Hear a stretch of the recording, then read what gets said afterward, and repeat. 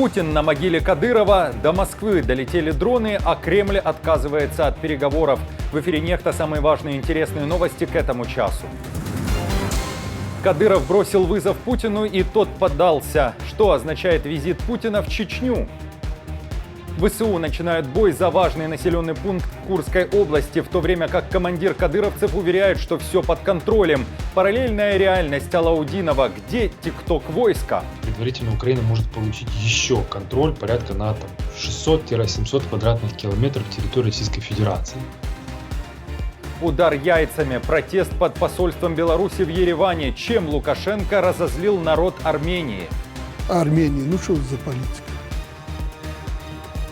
Буду рад вашему лайку, подписке и репосту. Вы прекрасно знаете, что для нас это очень важно. Оставляйте также свои комментарии и спасибо вам за обратную связь.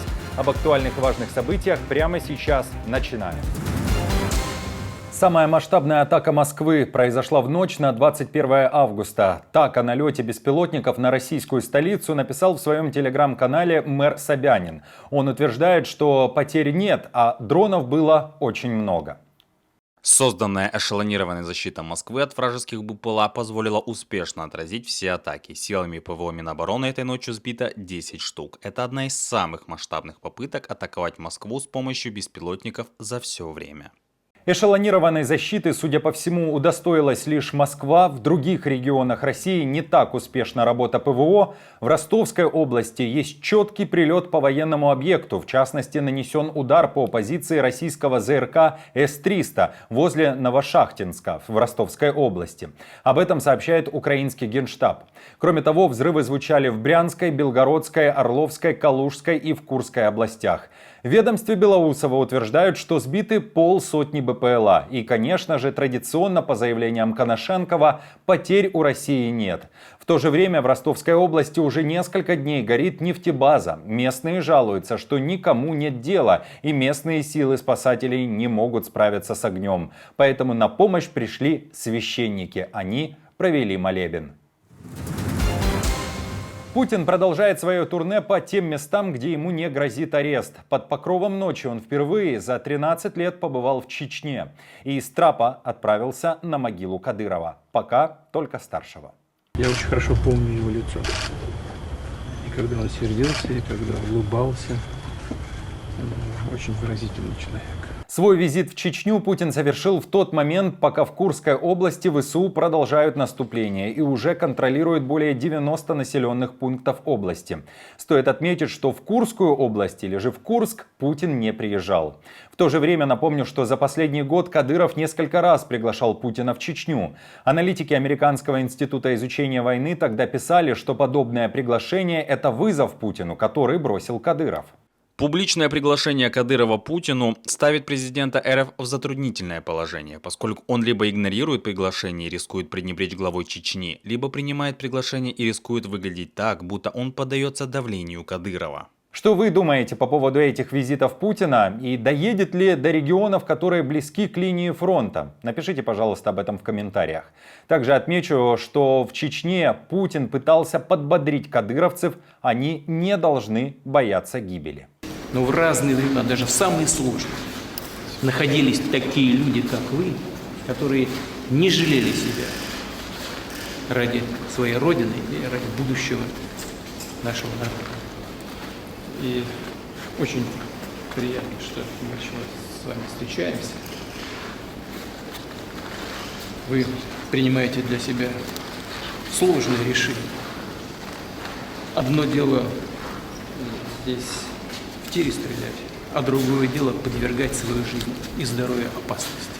А у кадыровцев на фронте, в частности на Курском направлении, потерь нет. Об этом уже более 2 недель говорит командир кадыровцев Апти Алаудинов. Его считают возможным преемником власти в Чечне. Пока же он один из главных комментаторов событий в Курской области.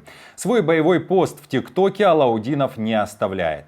Солдаты под командованием Алаудинова лишь на словах считаются одними из самых подготовленных, но на самом деле часто несут потери в реальных боевых ситуациях. В июне 2023-го они были переброшены в Ростов-на-Дону для подавления мятежа Евгения Пригожина. Но так и не вступили в бой с вагнеровцами, предпочитая вместо этого активно рекламировать свои действия в соцсетях. По состоянию на 21 августа Алаудинов вновь заявляет, что в Курской области вся ситуация под контролем и кадыровцы якобы готовят ответный удар. В то же время Бильд пишет, что сейчас ВСУ начинают битву за следующий крупный российский поселок – Коренево. Кроме того, украинские войска не дают россиянам возможности использовать понтонные переправы как пути снабжения. В Украине публикуют кадры того, как уничтожаются силы ВС РФ на реке Сейм. Предварительно Украина может получить еще контроль порядка на 600-700 квадратных километров территории Российской Федерации. Как по мне, большая цель, опять же, это мое личное мнение, понятно, что у военных там свои планы, это захват, во-первых, пленных, нам нужны пленные для обмена, но это не сама цель. Там находится огромное количество, есть склады с боеприпасами, с амуницией разнообразнейшей, техника есть. Нам нужно захватить эти склады, амуницию, не дать российской армии вывести технику через понтонные переправы. Понтонные переправы регулярно уничтожаются. Но опять же, остается знак вопроса. Вот это вот все, что происходит, это было действительно так и запланировано, или это какое-то конфетти, вот такой, знаете, какой-то туман в направлении Российской Федерации, заставить их перебрасывать какие-то свои силы с других направлений, а в это время, когда они заберут, в этом же направлении ослабленно Украина нанесет свой какой-то сильный удар. Может такое быть? Может быть, не исключаю. «Медуза» со ссылкой на свои источники, близкие к администрации президента и правительству, сообщает: в Кремле считают, что бои в Курской области продлятся несколько месяцев. Поэтому сейчас Москва делает все возможное, чтобы убедить россиян, что эти события – новая реальность. Wall Street Journal пишет, что российский генерал Лапин создал брешь в российской обороне в Курской области, когда распустил Совет по защите региона. Произошло это за несколько месяцев до начала наступления ВСУ. В то же время в Киеве рассказали, как работает военная комендатура в Курской области. Мы не оккупировали эти территории, не устанавливали никакой власти. Там действует военная комендатура, и те люди, которые там остались, получают от военных гуманитарку и лекарства. Это прописано в Женевских конвенциях. Это не желание показаться добрыми, это вопрос ответственности государства. И мы показываем, что Украина – это ответственное государство, которое придерживается подписанных им конвенций. Премьер-министр Индии Нарендра Моди собирается говорить о завершении войны во время своего визита в Киев. На встрече с Зеленским он даже планирует озвучить свое видение, как это можно сделать. Об этом пишет Рейтер. В целом же это первый визит Моди в Украину. В офисе президента Украины говорили о том, что Моди и Зеленский должны обсудить вопросы двустороннего и многостороннего сотрудничества. Кроме того, подписать ряд документов. Bloomberg сообщает, что Моди во время визита в Украину якобы должен передать Зеленскому еще и некое сообщение от Путина. Напомню, что премьер Индии побывал в гостях у Путина буквально месяц назад. Тем временем в Кремле уже несколько дней подряд заявляют о том, что переговоры с Украиной невозможны из-за наступления ВСУ в Курской области. Хотя до этого были очень за и говорили, что Киеву придется учитывать территориальные реалии. Теперь же до очередной истерики был доведен Медведев. На мой взгляд, в последнее время, пусть и теоретически, но существовала одна опасность – переговорный капкан, куда наша страна могла угодить при определенном стечении обстоятельств. А именно, ранее ненужные переговоры о мире, предложенные международным сообществом и навязанные киевскому режиму, с неясными перспективами и последствиями. О предстоящей встрече Моди и Зеленского, а также истерике в Кремле и заявлениях относительно переговоров с Украиной мы также поговорили с Иваном Ступаком. И вот сразу же они остановили какой-либо трек по мирным переговорам. Но это не означает, что они остановлены полностью. Они будут. Вполне возможно, что эти территории будут потом под торгами. Да, торговаться, может быть, в квадратуре. Мы вам 1000, и вы нам 1000, или там какими-то населенными пунктами. Это не исключено.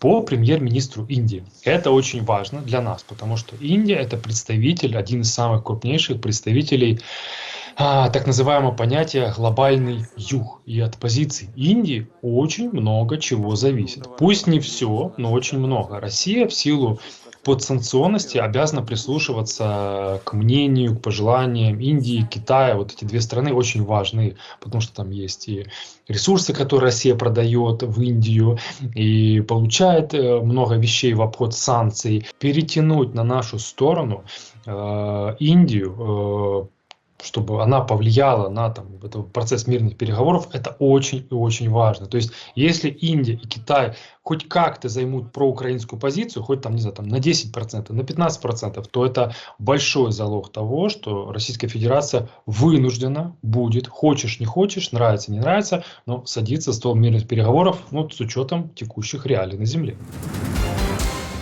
Посольство Беларуси в Армении забросали яйцами и помидорами. У стен дипломатического ведомства режима Лукашенко в Ереване прошла акция протеста. Поводом для нее стали оскорбительные высказывания белорусского диктатора в адрес армян. На днях в интервью российским пропагандистам он заявил, что армяне никому не нужны. А Армении, ну что за политика? Ну кому армяне нужны, кроме нас? Никому они не нужны. Пусть развивают свою экономику и ориентируются на то, что у них есть. Армянские политики призывают МИД страны вызвать посла Беларуси, выразить ему ноту протеста и предложить вернуться в Минск. В Литве, в 20 километрах от границы с Беларусью, появится база НАТО, где планируют разместить до 4000 немецких военных. Строительство военного городка уже началось. В Вильнюсе называют это событие историческим. Говорят, что база НАТО появится уже через несколько лет. Стоимость строительства базы – 1 миллиард евро. Также считается, что это будет один из крупнейших проектов в истории независимой Литвы. Появление этой базы НАТО должно стать своеобразным сигналом Кремлю о том, что российские войска будут сдержаны в случае вероятной агрессии. Друзья, спасибо вам за поддержку, вы наша опора. И напомню, что ваша помощь и участие помогает нам делать работу и видеться с вами каждый день. Постоянных донаторов и их комментарии вы видите сейчас на экране. Мы благодарны за эту поддержку. Если же вы хотите присоединиться к их числу, то нажимайте на кнопку «Спасибо» под нашим роликом, отправляйте свой донат или становитесь постоянным спонсором нашего канала. Также не забывайте пользоваться VPN, если вы находитесь на территории России. Мы же с командой продолжаем следить за самыми важными новостями. Оперативную информацию от Нехта ищите в телеграм-каналах или на платформе X. Спасибо вам за доверие и то, что остаетесь с нами. До новых встреч и хороших вам новостей.